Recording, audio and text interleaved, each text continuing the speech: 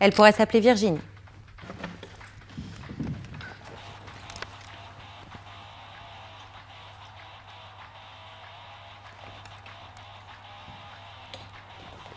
Elle aurait 17 ans, en 1983. Elle aurait quitté la Bretagne avec son amie Catel pour connaître la vie des squats à Montreuil. Mai 81. François Mitterrand est élu président. Les socialistes sont au pouvoir. Robert Badinter est garde des Sceaux. La peine de mort est abolie. La justice pour les enfants continue son tournant éducatif. Les travailleurs sociaux se positionnent contre l'enfermement. Ils inventent de nouvelles pratiques. Ils laissent plus de place aux parents, apprennent à mener des entretiens individuels. Ils disent qu'ils sont des éducateurs de milieux ouverts.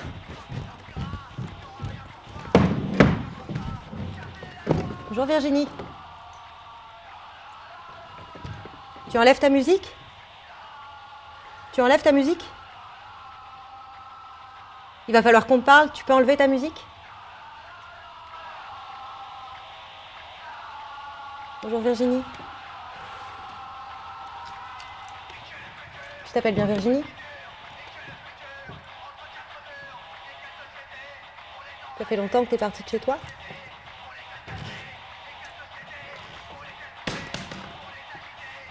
T'habitais en Bretagne, c'est ça ?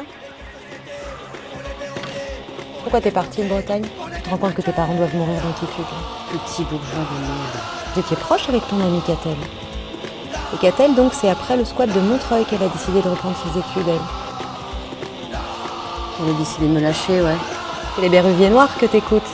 Riez. Hein ? Riez. Deux ? Rien. Tu sais, je crois que même eux dénoncent la drogue. Ça te fait rire. C'est ce qui te fait rire. Rien. Toi. Qu'est-ce que tu voudrais faire, toi, comme étude ? Hein ? Qu'est-ce que tu aimes ? C'est la crise, le chômage des jeunes, tout ça. Chaque année, 150 000 jeunes arrivent sur le marché du travail sans aucune formation. Conséquence, ils ne trouvent pas d'emploi. Mais tu en penses quoi, toi ? Ce que j'attends de lui n'est pas de mettre en œuvre je ne sais quelle forme d'austérité nouvelle. Tu sais que c'est très compliqué aujourd'hui de travailler. Sur 2 millions de chômeurs, 1 million sont des jeunes de moins de 25 ans. C'est un paradoxe à l'heure où nombre d'entreprises cherchent des salariés qualifiés et ne les trouvent pas. Lui ai-je fixé les objectifs suivants. Avant, c'était simple de sortir de la galère, mais là... Former les jeunes, tous les jeunes. On va appeler ta mère Virginie. Tu es une fille, quand même. Tu dois te protéger, tu sais, je dois te protéger, même si tu es pas d'accord.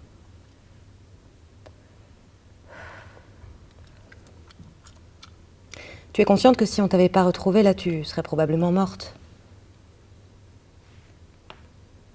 Est-ce que tu le sais ? Peut-être que c'est ce que tu veux mourir ?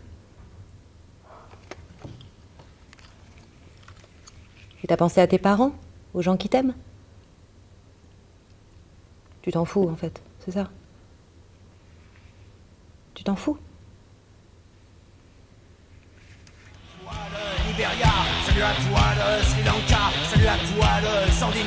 Je m'appelle Virginie.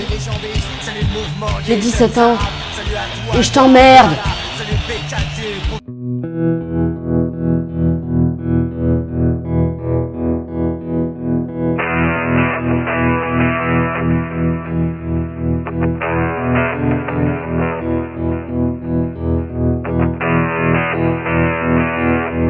Dans ce portrait-là de Virginie, Virginie, elle marque vraiment une désobéissance affirmée à des normes précises du travail, du logement, à la fois pour vivre autrement, voire habiter autrement.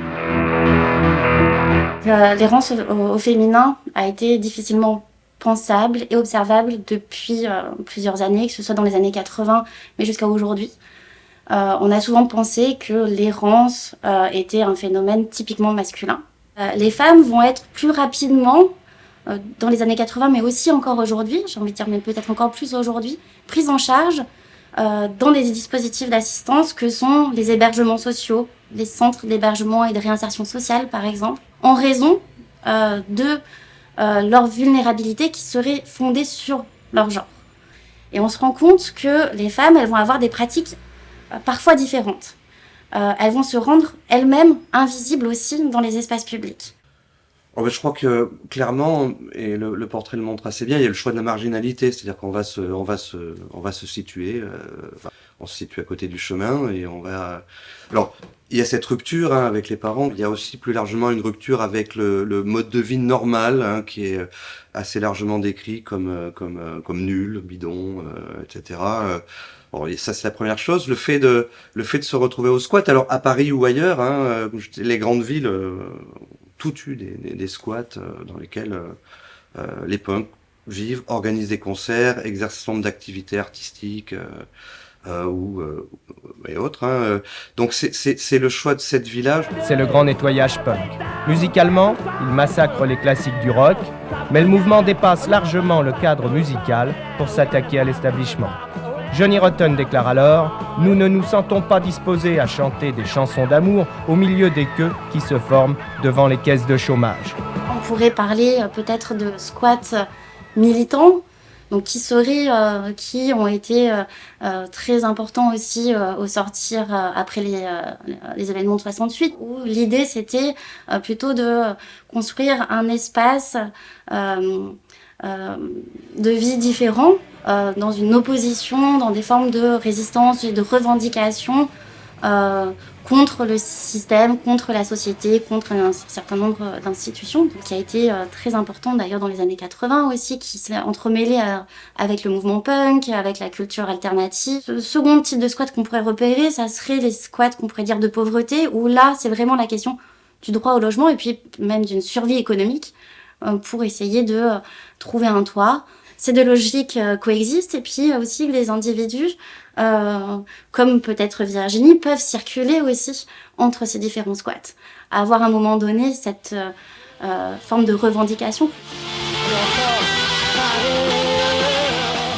Ce qui est au cœur du punk, au-delà de la musique, c'est de toute façon on va le faire. On va le faire. On a décidé qu'on le ferait, donc on le fera. Et je pense que c'est un point important, et surtout vu du point de vue d'une fille, sans doute plus important encore, parce qu'il y a ce choix de dire rien ne m'arrêtera. Être punk, c'est ça, je pense, c'est cette force qui consiste à dire j'ai ce projet-là et de toute façon j'y vais. Peu importe les risques, peu importe c'est un choix assumé.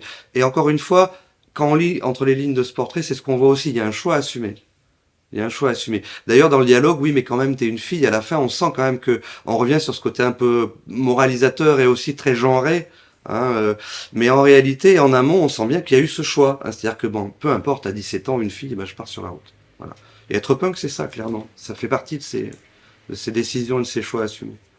Alors, la place des filles dans le punk, c'est une place qui est, on va dire, subalterne. Et c'est un vrai paradoxe. On aurait pu penser que le punk, en tant que mouvement qui se positionnait contre tout, contre l'establishment, contre la société patriarcale, allait laisser une place plus grande aux femmes. Et en fait, il n'en est rien du tout. Au contraire. D'ailleurs, c'est la place standard des femmes dans le rock.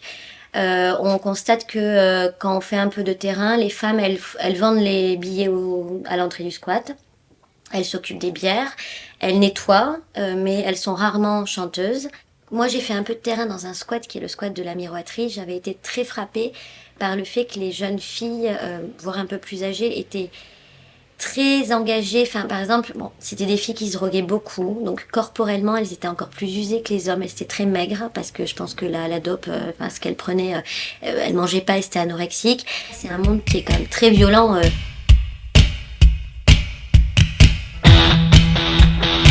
Dans les années 80, on peut se dire que c'est un contexte particulier où il y a encore cette loi de 1970 de lutte contre la toxicomanie qui est encore très présente. Et du coup, des jeunes comme Virginie sont à la fois encore traités potentiellement comme des délinquants et en même temps font l'objet de prévention. L'éducatrice de rue on est aussi une figure finalement parce que elle peut ou elle va aussi intervenir sur ces questions-là. Donc on est entre une panique morale où ce dépassement des interdits liés à la consommation de drogue pose vraiment un problème. Et il me semble qu'il y a aussi une autre dimension, c'est celle de, encore une fois, de la vulnérabilité de genre, qui est aussi associée à Virginie, de se dire que cette travailleuse sociale, elle veut la protéger parce qu'elle pense qu'elle est aussi en danger dans les espaces publics, notamment dans la rue, et qu'elle serait potentiellement incapable de se protéger. Dès le début, les femmes ont utilisé leur corps dans le punk pour être provocantes. On parlait notamment sur le côté de l'hypersexualisation, hein, donc tout ce qui est barésie, cuir, clous, etc. C'est quelque chose qui est très vite utilisé. Au début, c'est révolte intégrale, nihilisme, on vante le béton, la rue, tout ce qui est moche, la défonce, on n'a pas d'avenir et c'est très bien comme ça, il n'y a pas de... Voilà, c'est vraiment du no futur. Autant chez les garçons que chez les filles. Alors, ça ramène peut-être à une forme de parité, c'est-à-dire que on retrouve une espèce de parité d'égalité ou d'égalité des forces dans la provocation dès le départ. Dans le cadre des squats militants, les femmes, elles ont eu un rôle social très important. Notamment dans les années 80. Je pense à des squats à Berlin qui se disaient féministes, qui étaient constitués par des femmes, pour les femmes, et qui étaient vraiment un outil en fait d'émancipation pour certaines femmes. Donc ici, le logement, le squat comme logement ou espace, était à la fois une manière d'habiter autrement, mais aussi de vivre autrement et d'expérimenter des espaces féministes. Et puis dans les années 2000-2010, ça devient non pas nos futurs, mais quel futur est-ce qu'on peut créer pour demain. Ça devient plus idéologique, avec la défense de l'écologie, tout ce qui est véganisme, antispécisme, etc.